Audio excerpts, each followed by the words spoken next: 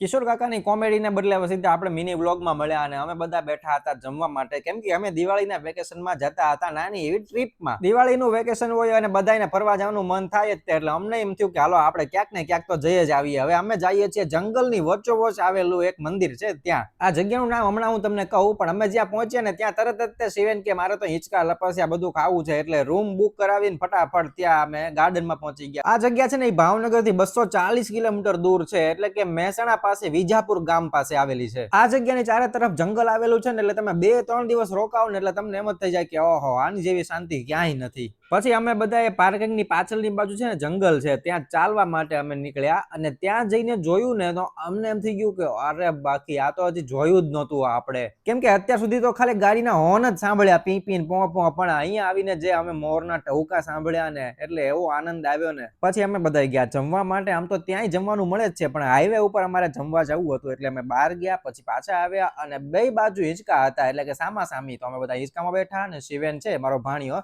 એની cycle લઈને આખામાં ફરવા જ માંડ્યો. એટલી બધી મજા આવી ગઈ કે આટલું મોટું મેદાન તો ક્યારેક જ મળે ફરવામાં. અને મનીષા મારી બાજુમાં બેઠી બેઠીને એ મોબાઈલમાં જગ્યા ગોતતી હતી કે આજુબાજુમાં શું છે જોવા જેવું, અને બીજી એક જગ્યા મળી ગઈ. ત્યાંથી નીકળી ગયા અમે અંબાજી વાળા રોડ ઉપર, અને ત્યાં નજીકમાં જ એક મંદિર આવે છે અંબાજી જતા પહેલા જ. એનું નામ છે તારંગા જૈન તીર્થ, તારંગા હિલ્સ. અલગ અલગ નામ ઉપર તમે સર્ચ કરશો એટલે તમને મળી જશે. અને આ જગ્યા આખી પહાડ ઉપર આવેલી છે ને, એટલે તમને એમ જ લાગે કે તમે આબુ ઉપર આવી ગયા છો, કેમ કે શરૂઆતથી જ તેના આબુ જેવા રસ્તા છે, એટલે ગોળ ગોળ ગોળ ગોળ તમને એમ જ લાગે કે જાણે આપણે પહાડ ચડીને આબુ પહોંચવાના છીએ.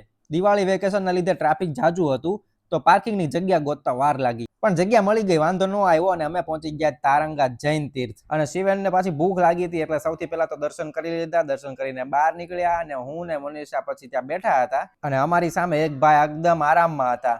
અને ભાણિયા ભાઈ નાસ્તો કરી લે એટલે ફૂલ તાકાત આવી જાય, પછી તો ગમે ગીત વાગતા હોય તો ડિસ્કો કર્યા જ કરે. અને આખા રસ્તે ગોળ ગોળ ચકડીની જેમ ફર્યા જ કરે. જોજો હમણાં તમે જોઈ લ્યો, આમ જો મિક્સચર જાણે હાલતું હોય, પેટમાં બધું ભેગું કરી નાખશે હમણાં. અને હવે પહોંચી ગયા પાછા હતા ત્યાં ને ત્યાં. હવે એ જગ્યાનું નામ હું તમને કહું, આગલોડ જૈન તીર્થ, જે વિજાપુરથી થોડુંક આગળ આવેલું છે.